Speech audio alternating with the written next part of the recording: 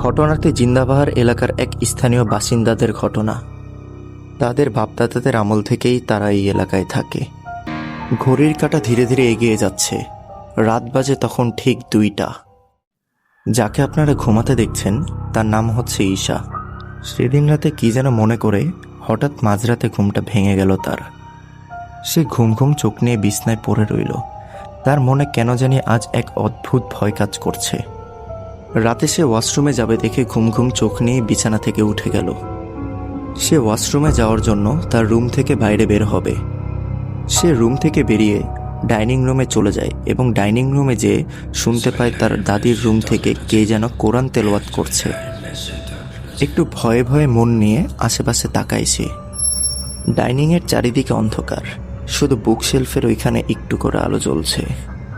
সে ভয়ে ভয়ে ভাবতে থাকে এত রাতে তার দাদির রুম থেকে কে কোরআন তেলাওয়াত করছে।